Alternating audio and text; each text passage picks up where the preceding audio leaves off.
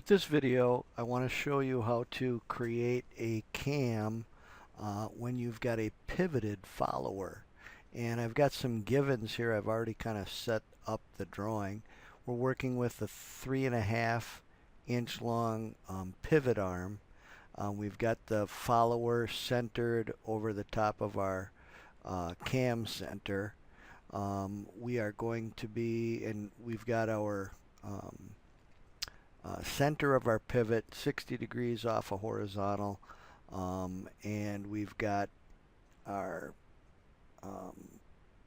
rise and fall is going to take place over 45 degrees of motion. So essentially this becomes the length of this arc is what our total rise and total fall is going to be with this cam. If you'll recall, with the offset cam follower earlier, we were kind of changing the length of the line that went from the center of the follower down to tangent to our what we called an offset circle. Now we're just going to be adjusting the length of this arc based on our cam diagram or our displacement diagram. What I'm going to do is pick this arc, and I'm going to say that 4 decimal points of accuracy are going to be plenty for us in this instance. So I'm going to memorize that number, 2.7489, and I'm going to draw a line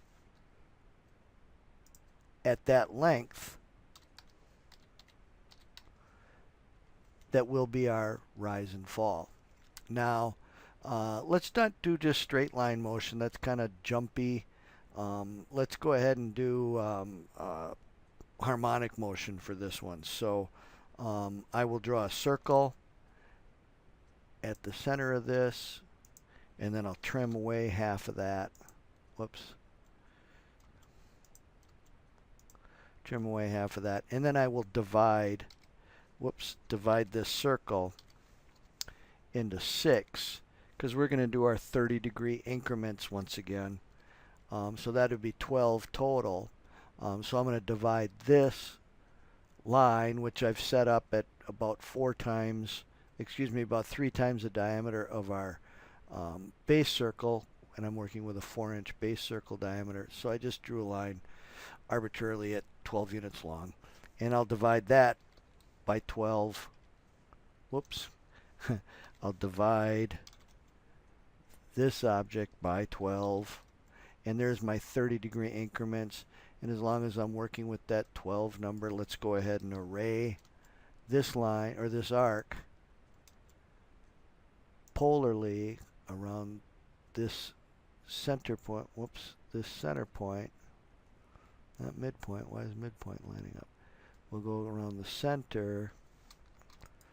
Oh, the center of this circle 12 times. And we'll close that up. And now we're going to go ahead and make our displacement diagram, and again we'll be adjusting the length of this arc based on how far away from the base circle we are with this harmonic motion. So I'll regen to resize my point objects, and I'll use the point command, and I will go straight up above here to this first divider, and there's my first point and my next point and my next point and my next point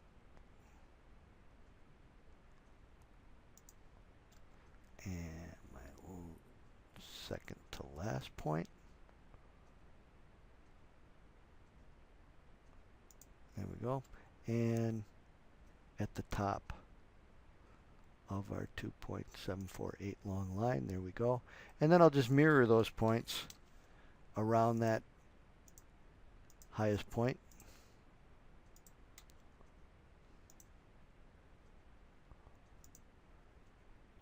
And then I'll go ahead and connect those points just to make it nice and pretty with our spline tool through each one of these points.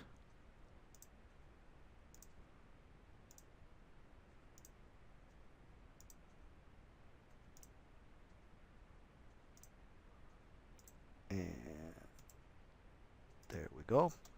And there's our cam motion displacement diagram. And now what I'm going to do is use the lengthen command and apply it to this arc and make this arc only that long.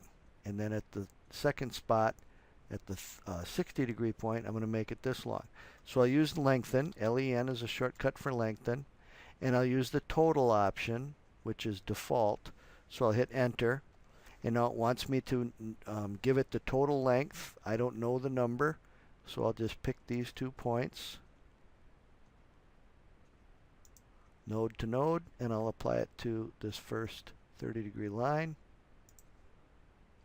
And I will hit enter to go and repeat the lengthen command, and then hit enter to use the total option again and set the total length to that node to node, and I'll adjust the length of that arc. And I'll do the third one.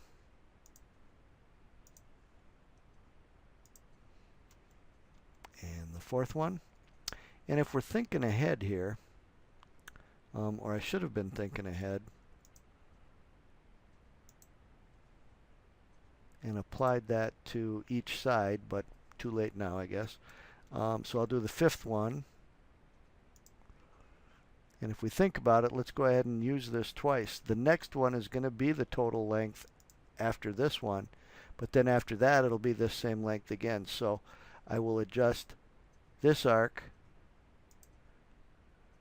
Oops. Did that change? Let's undo. There we go. Yep, it did change. So again, I will use lengthen, set the lengthened distance to there to there. I'll apply it to here. This one is going to be the full length. That's that halfway point. And then I'll apply that same distance to this side also. And now we'll go and do the fourth one from the end. And then the third one from the end. Yep, that's right. And then the second one from the end.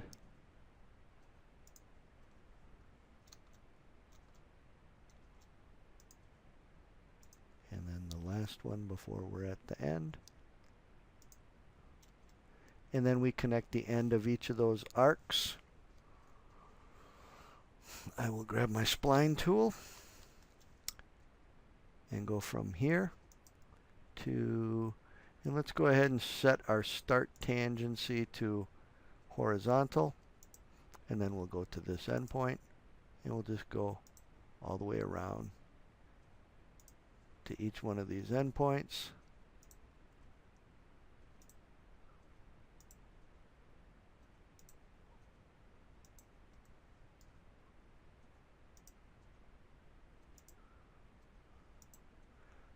And then we'll go back to 12 o'clock, and we will adjust the end tangency to also be horizontal.